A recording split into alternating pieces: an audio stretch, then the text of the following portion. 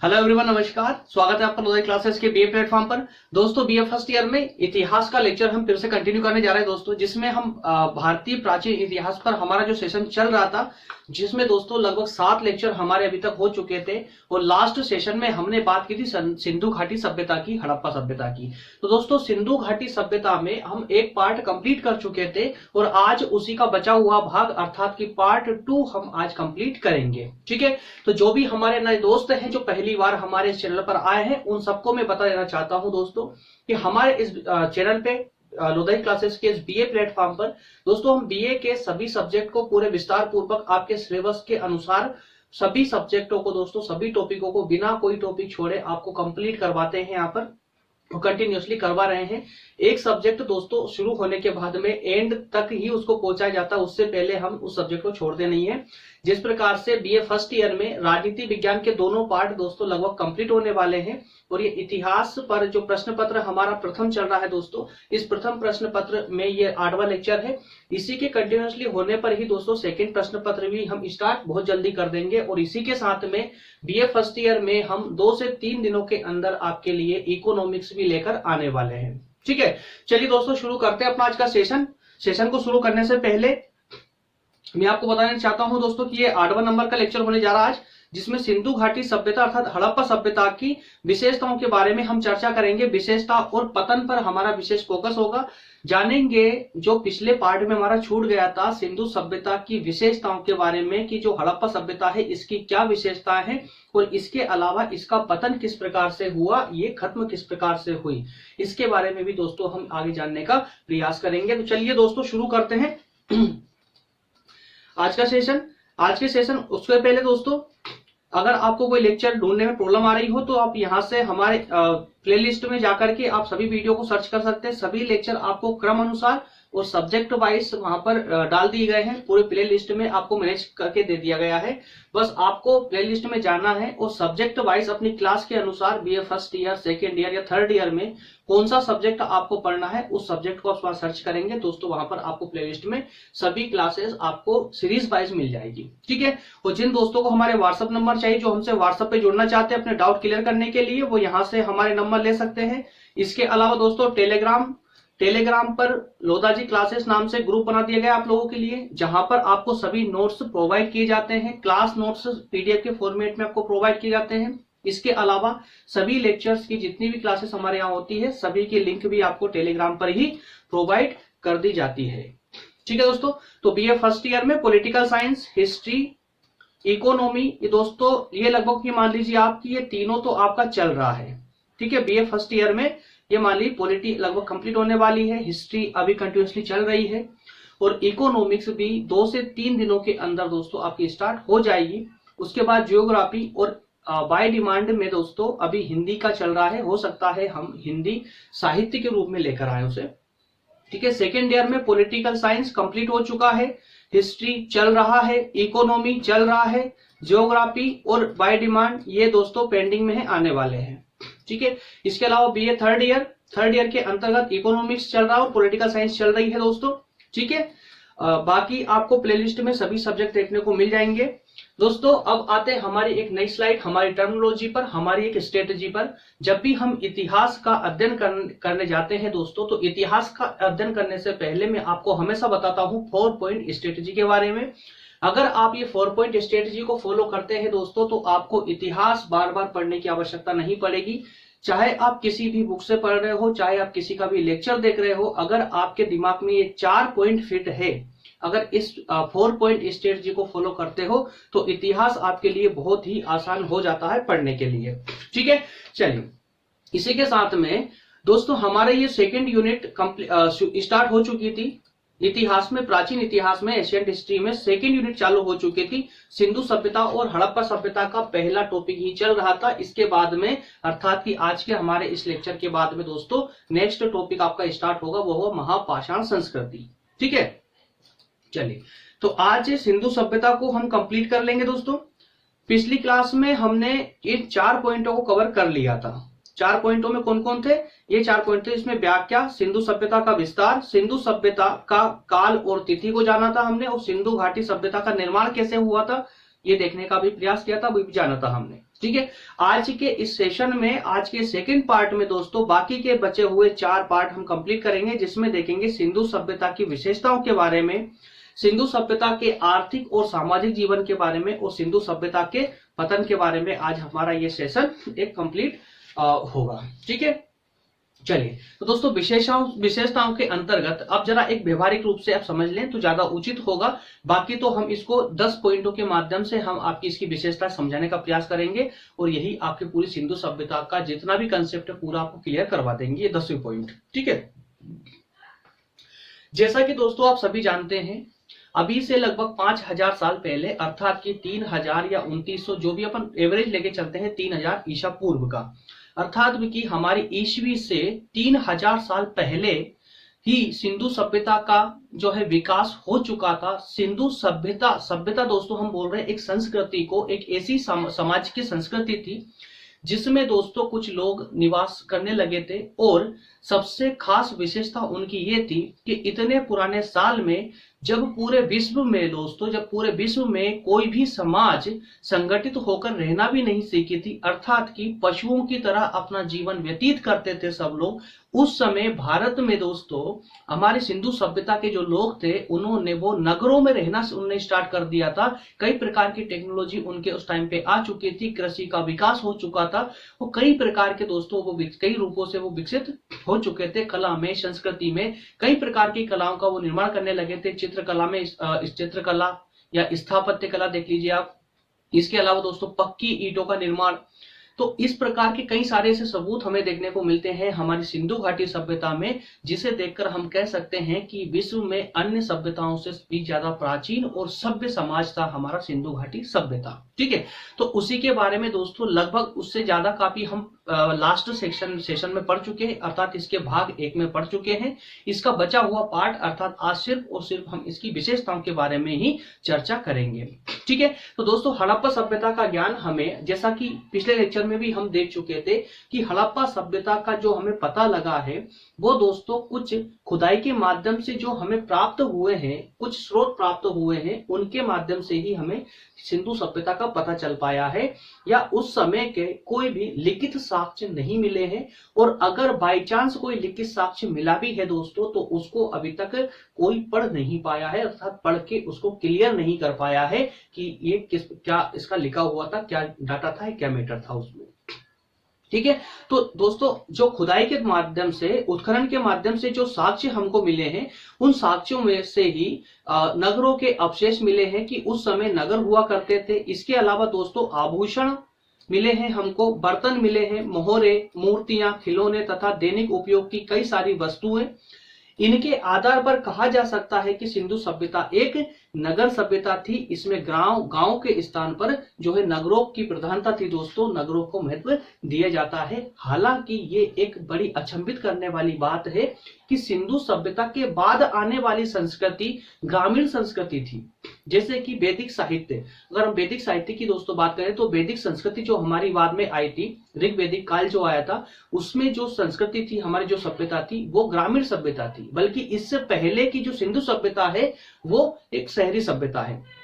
ये एक अलग विवाद का रूप है हालांकि, लेकिन हम अभी सिंधु सभ्यता की बात कर रहे हैं दोस्तों, सिंधु सभ्यता पर ही हम फोकस करेंगे पूरा। इसके बाद में जब हम वैदिक साहित्य पढ़ेंगे दोस्तों, जब हम जो है ऋग्वैदिक काल को पढ़ेंगे तो उस समय हम बात करेंगे कि सिंधु सभ्यता और ऋग्वैदिक काल में क्या डिफरेंस था और कहां कहां पर विद्वानों के बीच में मतभेद है, कहां कहां पर शंका की जा सकती है, और उसी शंका को आधार बनाकर ही दोस्तों हम इस टॉपिकों की आलोचना कर सकते हैं। ठीक है ना, चलिए तो इसी के साथ में दोस्तों जो 10 विशेषताएं दी हुई है सिंधु घाटी सभ्यता की, या कहें कि हड़प्पा सभ्यता की, जो 10 विशेषताएं ये सब आपको दिख रही है, ये सब दी हुई है। इन पॉइंटों को एक एक करके हम डिस्कस करेंगे और इन 10 ही पॉइंटों के माध्यम से हम कंप्लीट समझने का प्रयास करेंगे कि क्या थी सिंधु सभ्यता और इसकी विशेषता क्या क्या थी। तो दोस्तों बस मुश्किल से 10 से 15 मिनट में दोस्तों हम 10 ही पॉइंट डिस्कस कर लेंगे। प्लीज पूरा कॉन्सेंट्रेट लगा करके इस लेक्चर पे बने रहे। अगर अगर इसमें आपने कॉन्सेंट्रेट नहीं किया, ध्यान नहीं दिया, तो जो फर्स्ट पार्ट में पढ़ा है दोस्तों वो भी आपको विशेष काम नहीं आएगा। और एक बात और दोस्तों, अगर आपने फर्स्ट पार्ट नहीं देखा है तो प्लीज सबसे पहले आपको फर्स्ट पार्ट देखना है, इसका पार्ट फर्स्ट देखना है, अर्थात लेक्चर नंबर 7 देखना है। उसके बाद ही इस लेक्चर को आप देखेंगे तो आपका जो पूरा टॉपिक है पूरा क्लियर हो जाएगा। ठीक है, चलिए दोस्तों, सबसे पहला पॉइंट है हमारा यहाँ पर नगर सभ्यता। नगर सभ्यता, सेकंड भवन निर्माण, राजनीतिक सभ्यता, सामाजिक जीवन, आर्थिक जीवन, धार्मिक जीवन, कला संस्कृति, समकालीन सभ्यताओं में समानता क्या थी, सिंधु घाटी का विनाश और सिंधु घाटी का महत्व। अब दोस्तों यहाँ पर जरा एक ध्यान दीजिए, हालांकि इन 10 ही पॉइंटों का हम एक एक करके अध्ययन करेंगे आगे चल करके, मैं यहाँ पर आपको फ्री नहीं कर रहा हूँ, डोंट वरी। नगर सभ्यता, ये आपको पॉइंट समझ आ रहा होगा। नगर सभ्यता में किस प्रकार की बात करेंगे दोस्तों, इसकी नगरीय सभ्यता की बात करेंगे, नगरीय संस्कृति की बात करेंगे। ठीक है, नेक्स्ट भवन निर्माण में, तो इनके समय में भवन किस प्रकार के, अर्थात कि जो मकान थे, जो बिल्डिंगें थी, किस प्रकार की बनाई गई थी, जो इनका निवास स्थान थे वो किस प्रकार के बनाए गए थे, कैसे बनाए गए थे, इसकी सब चर्चा करेंगे। इसके बाद में राजनीतिक व्यवस्था क्या थी इस समय की, क्या कोई राजनीतिक व्यवस्था इस समय डेवलप हो चुकी थी या धीरे धीरे डेवलप हो रही थी, तो इसके बारे में भी हम अच्छे से इसमें जानने का प्रयास करेंगे। क्या हमारे प्राचीन समय में, अर्थात सिंधु घाटी सभ्यता के समय में, क्या राजनीति अपनी जो है अपना विकास करना प्रारंभ कर दिया था। अगर सिंधु घाटी सभ्यता से राजनीतिक कुछ अगर हमें कुछ जो है उसके एग्जाम्पल मिलना स्टार्ट हो जाते हैं ना, तो जो आप राजनीतिक परंपरा पढ़ रहे हैं ना, राजनीतिक परंपरा, उस राजनीतिक परंपरा में दोस्तों प्राचीन सभ्यता को हम डाल सकते हैं कि हमारे प्राचीन काल अर्थात सिंधु घाटी सभ्यता से ही हमारी राजनीति का विकास होना प्रारंभ हो चुका था, है ना। नेक्स्ट पॉइंट है इसका सामाजिक जीवन, कि सिंधु घाटी सभ्यता में रहने वाले लोग, निवास करने वाले लोगों का सामाजिक स्तर क्या था, किस प्रकार मतलब का किस प्रकार के समाज था उस समय, क्या विकास था उसका, किस प्रकार का उनका जीवन स्तर था, क्या उनकी धारणाएं थी, इन सब पर भी हमारी एक चर्चा होगी। इसके अलावा नेक्स्ट है दोस्तों आर्थिक जीवन, जिसमें हम बात करेंगे कि इनकी आर्थिक व्यवस्थाएं कैसी थी, अर्थात कि ये क्या कार्य करते थे, कैसा अपना भरण पोषण चलाते थे, कैसे अपना जीवन यापन करते थे, ऐसी कौन कौन से आर्थिक संसाधन इनके पास मौजूद थे। उसके बाद दोस्तों बात करेंगे धार्मिक जीवन की। क्या जितने दंगे आज धार्मिक व्यवस्थाओं को लेकर के आज हो रहे हैं, जितने हड़कंप कहें कि जितनी समस्याएं जो क्रिएट आज हो रही धर्मों को लेकर के, क्या धर्मों का रूप प्राचीन समय में भी ऐसा ही था, या फिर इससे उग्र था, या फिर इससे शांत था।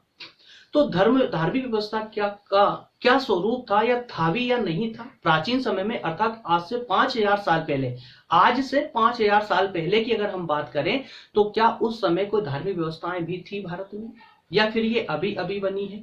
तो इन सब पर भी हमारा डिस्कस होगा। इसके बाद नेक्स्ट देखेंगे कला और संस्कृति की, कला और संस्कृति के क्षेत्र में ये कितने अग्रणी थे भी या नहीं थे। इसके बाद में जो अन्य सभ्यताएं दोस्तों, जिस प्रकार से भारत की सिंधु घाटी सभ्यता जो थी, इसके समय में विश्व में और कौन कौन सी सभ्यताएं थी उनके बारे में भी जानेंगे, और उनके और भारत की सभ्यता के बीच में क्या संबंध थे उसके बारे में भी हमारे डिस्कस होगा। इसके अलावा उसके बाद दोस्तों जो हम बात करेंगे सिंधु घाटी सभ्यता का विनाश, अर्थात कि सिंधु घाटी सभ्यता का पतन, की जो ये सभ्यता थी जो नगरीय स्वरूप धारण कर चुकी थी, जो नगरीय स्वरूप धारण कर चुकी थी, इसका पतन कैसे हुआ, इसका विनाश कैसे हुआ।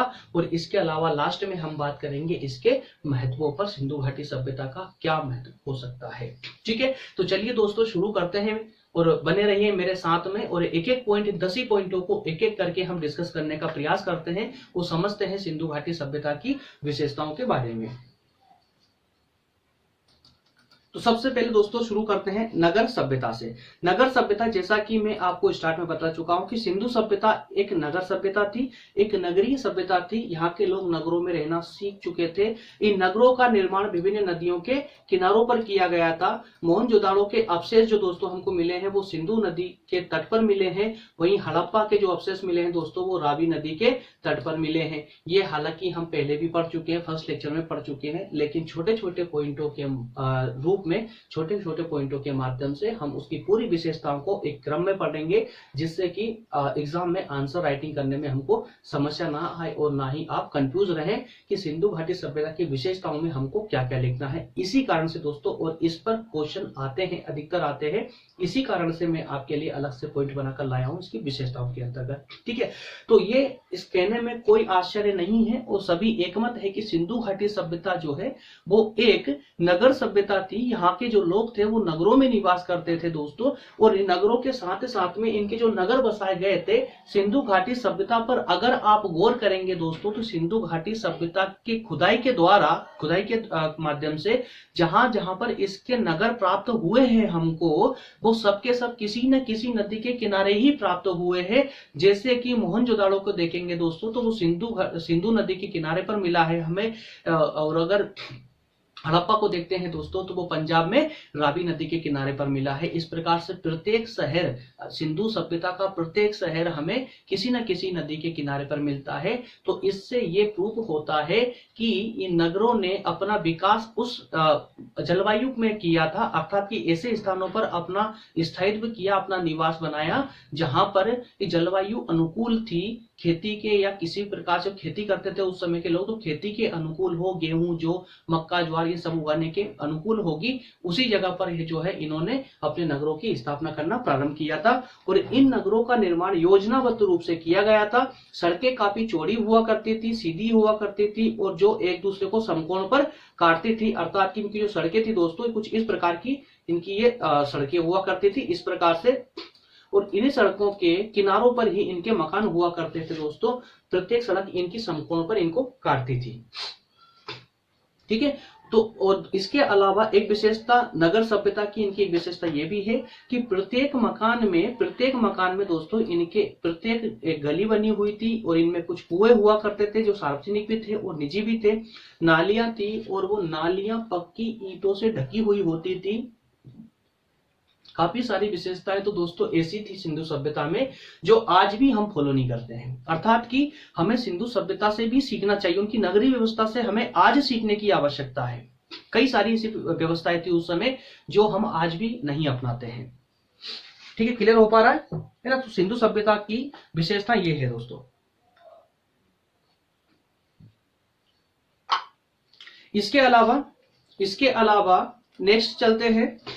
नेक्स्ट है भवन निर्माण। तो दोस्तों भवन निर्माण में आपको पहले ही समझा चुका हूं कि इनका भवन निर्माण, जैसे कि ये नगरों में निवास करते थे और नगरों में रहने के कारण इनकी जो रोड हुआ करती थी दोस्तों इस प्रकार से क्रम अनुसार थी, अर्थात कि एक समकोण बनाते हुए एक दूसरे को इस प्रकार से बनी हुई थी, इस प्रकार से एक दूसरे को समकोण पर काटती थी इस प्रकार से।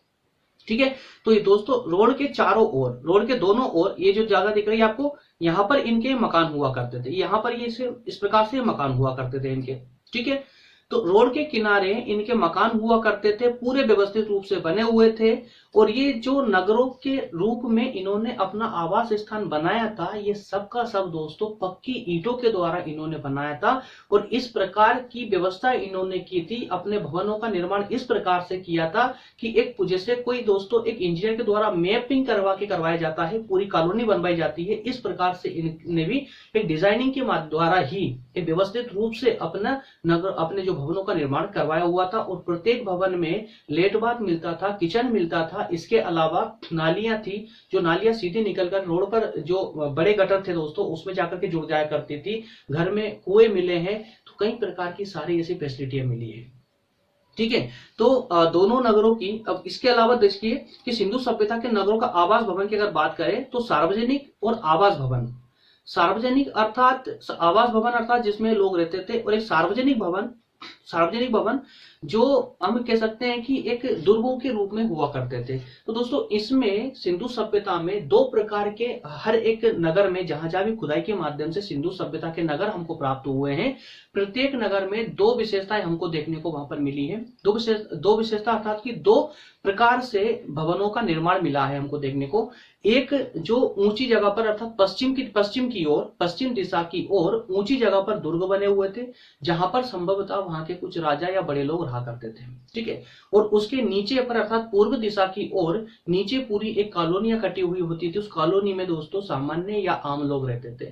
तो जो आम लोग थे उनको कहा गया आवास स्थान, और जो दुर्ग थे जिसमें जो है वहां के राजा महाराजाओं से संबंधित कह सकते हैं हम, या पॉलिटिशियन से संबंधित कह सकते हैं, जो वहां के संपन्न लोग थे वो दुर्गों में निवास करते थे, और उसको कहा गया हमने सार्वजनिक स्थान कहा है उसे, ठीक है। तो वही निवास के भवन सड़कों के दोनों ओर बनाए गए थे, ठीक है। जैसा मैं आपको समझा चुका हूं कि बीच में से रोड निकली, दोनों तरफ उनके मकान बनते थे, दोनों तरफ उनके मकान थे जो निचले स्थान पर थे, और ये भवन छोटे और बड़े दोनों प्रकार के हुआ करते थे।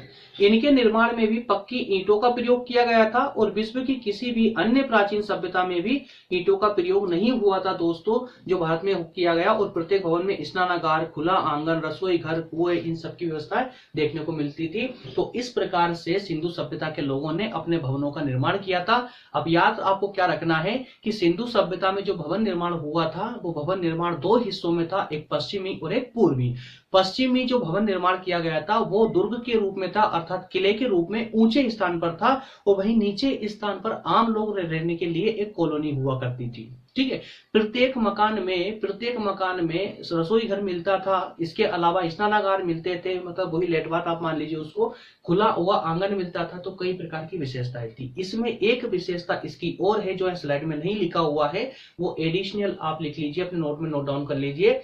इन सिंधु घाटी सभ्यता के जो घर थे, इनका जो दोस्तों मुख्य द्वार था, गेट था, वो गेट रोड की तरफ ना खुल के वो पीछे की गलियों में खुलता था।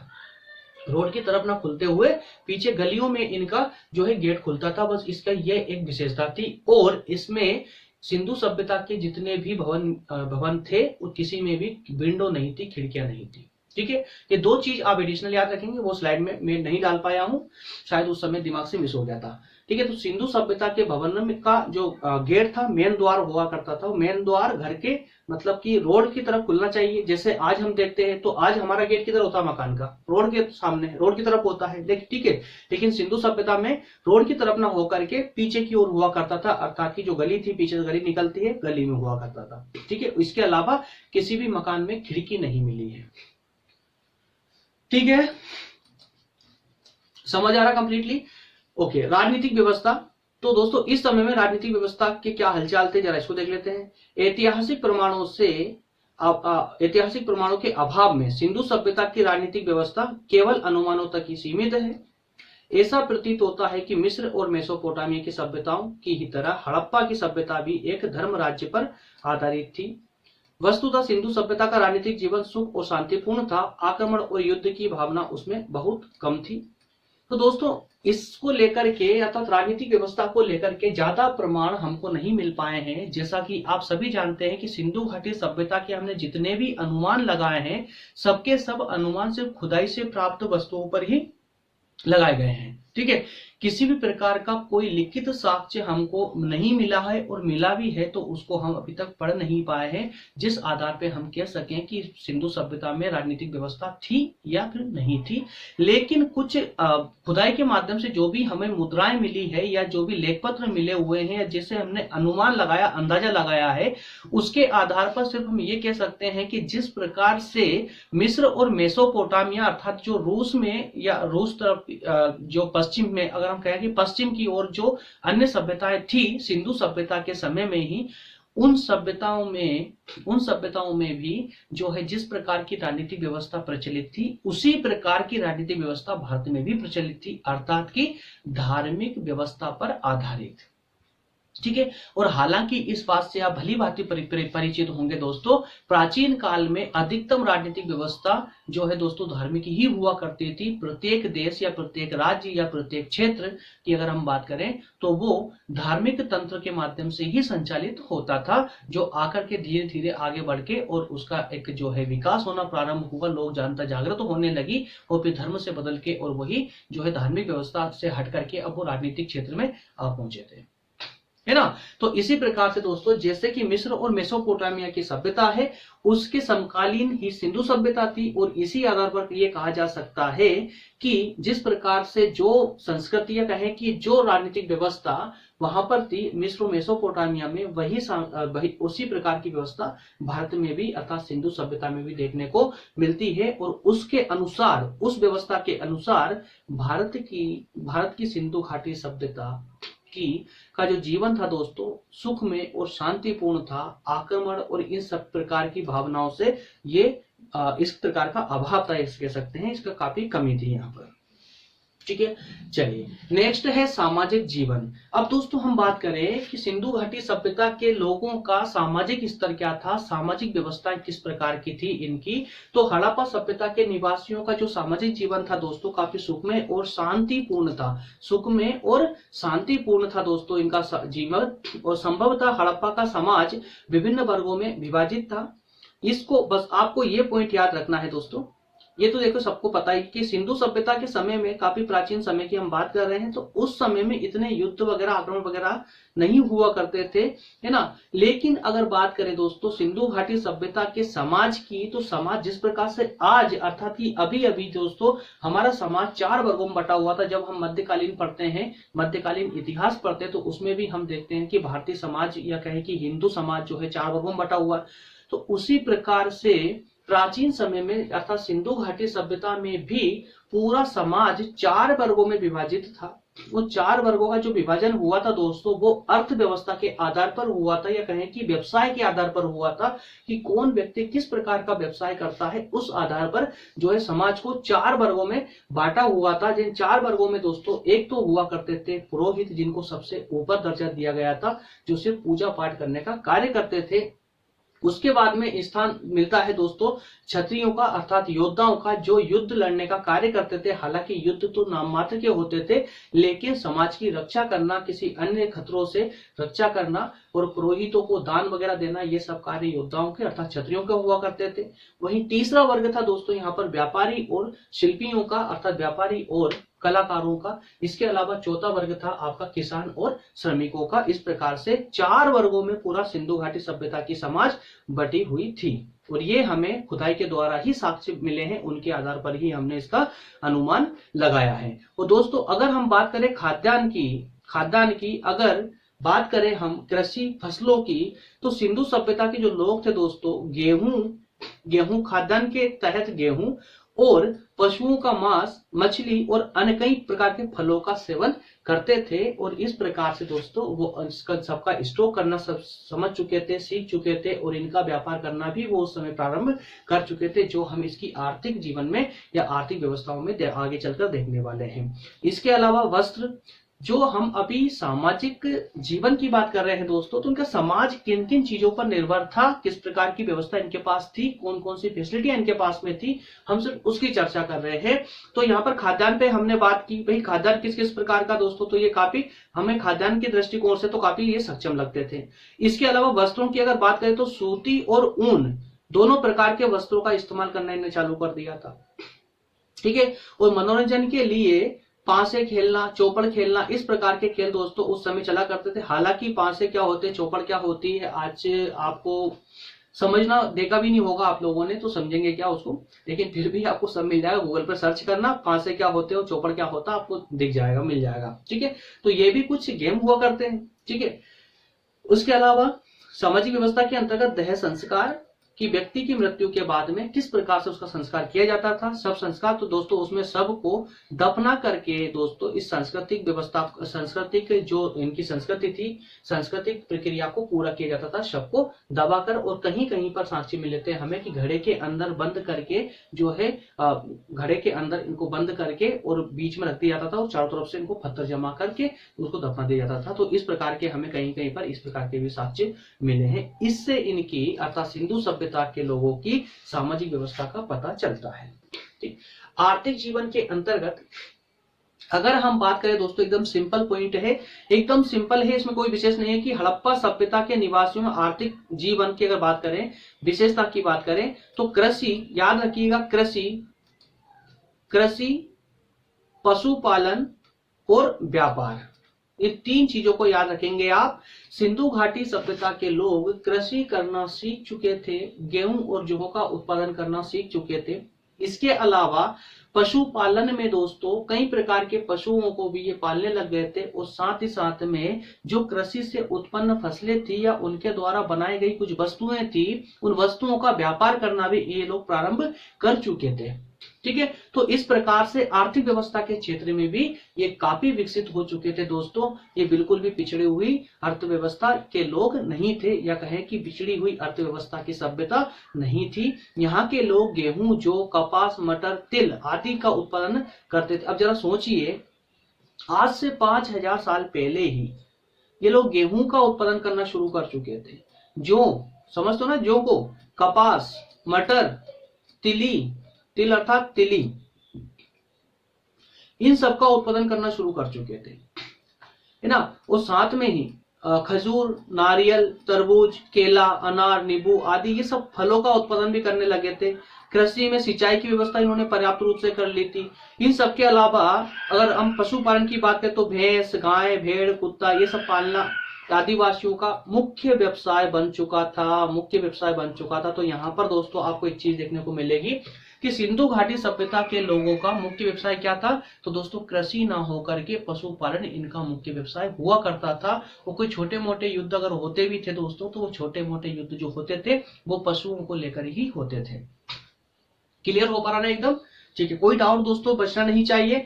अगर कोई डाउट आता है तो मुझे कमेंट में जरूर बताइएगा, और समझ आता है तो भी बताइए, ताकि जिससे मुझे पता चलता रहे कि जो मैं जिस प्रकार से आपको समझाने का प्रयास करता हूं वो सही रूप से आपको समझा पा रहा हूं। ठीक है, तो प्लीज कमेंट जरूर करके बताइएगा आपको पूरा समझ आ रहा है या नहीं आ रहा है। अगर नहीं आ रहा है तो दोस्तों क्यों नहीं आ रहा है, क्या कमी है, प्लीज हमें कमेंट करके जब तक नहीं बताएंगे तब तक हम उसमें सुधार किसी प्रकार से नहीं कर पाएंगे। इसलिए मैं सब आपको दोस्तों पढ़ा देता हूं, बाकी सब आपके हाथ में है। अगर आपको पसंद आ रहा है और आप इसमें कुछ और ज्यादा एंट्रिक चाहते हैं ना, तो मैं आपको वो भी देने के लिए तैयार हूं। आप डिमांड करेंगे तो आपको वही मिलेगा। चलिए ठीक है, उसके बाद दोस्तों बात करेंगे हम सिंधु सभ्यता का धार्मिक जीवन।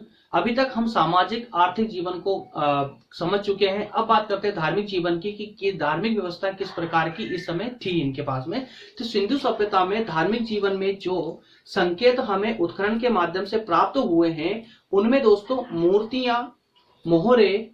मूर्तियां और मोहरे पर जो देवताओं के चित्र जो अंकित किए गए, जो उत्कीर्ण किए गए हैं खोद कर दोस्तों, जो उसको उत्कीर्ण करना, अर्थात कि जो ताम्रपत्र थे उस समय के, कुछ ताम्रपत्र भी हमको मिले थे और कुछ शिलाओं पर इन्होंने जो है उत्कीर्ण, कुछ मोहरों पर भी उन्होंने कुछ चित्र उत्कीर्ण किए थे। उन चित्रों में दोस्तों देवताओं के चित्र, पशु पक्षियों के या प्राकृतिक वस्तुओं की आकृतियां उन्होंने उकेरी थी।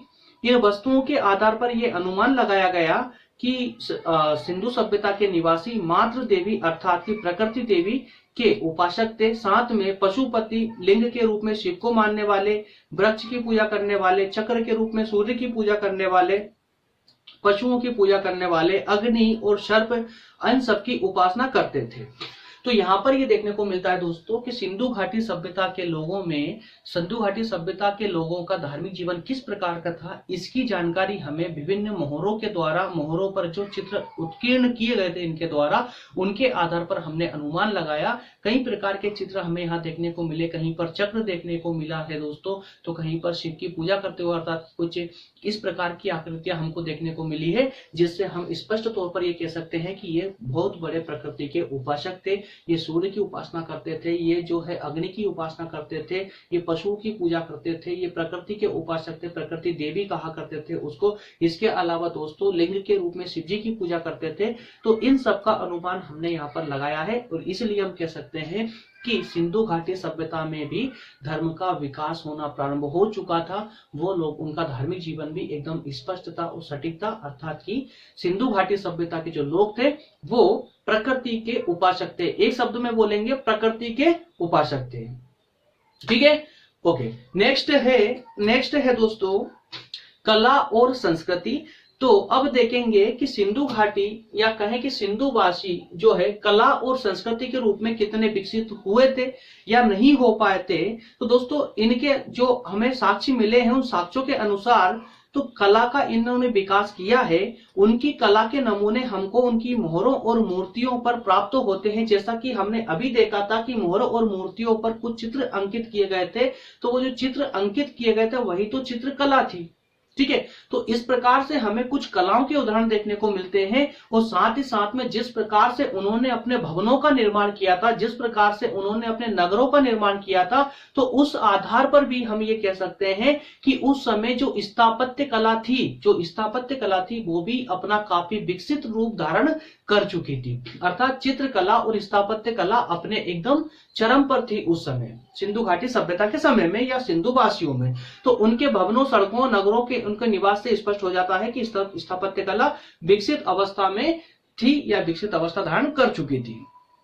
ठीक है, इसके अलावा समकालीन सभ्यताओं में समानता दोस्तों, तो समकालीन सभ्यताओं में समानताओं के तहत भी हम ये स्पष्ट तौर पर कह सकते हैं कि कुछ विद्वानों का मानना यह है कि सिंधु घाटी सभ्यता और उस समय की जो मिस्र और मेसोपोटामिया, जिसको हमने दोस्तों एक अन्य नाम दिया था, वो नाम जरा मेरे दिमाग से बार बार निकल जाता है, उसको बोलते हैं सुमेरिया, है ना, उसको बोलते हैं सुमेरिया।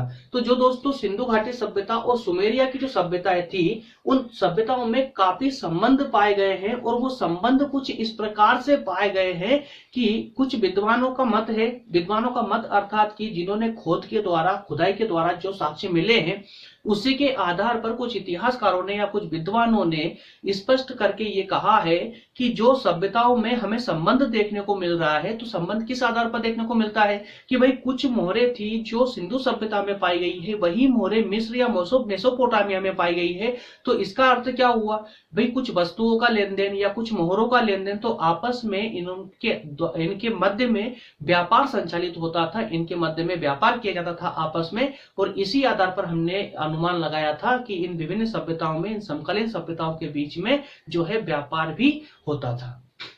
ठीक है, तो इस प्रकार से इन सभ्यताओं में दोस्तों एक समानता पाई जाती थी। और सिंधु सभ्यता का पतन की अगर हम बात करें, सिंधु सभ्यता की अगर पतन की दोस्तों बात करें, तो इसके अवशेष, जो हमें अवशेष प्राप्त हुए हैं, उनसे तो हम सिर्फ इतना ही कह सकते हैं कि इस सभ्यता का जो विनाश हुआ है, विनाश और पुनर्निर्माण दोस्तों एक बार नहीं बल्कि कई बार हो चुका है। अर्थात कि ये नदियों के किनारे रहते थे, जब जब नदियों में बाढ़ आती थी तो ये इनको काफी क्षति पहुंचती थी, काफी इनका विनाश होता था, लेकिन ये फिर अपना वापस से विकास कर लेते थे।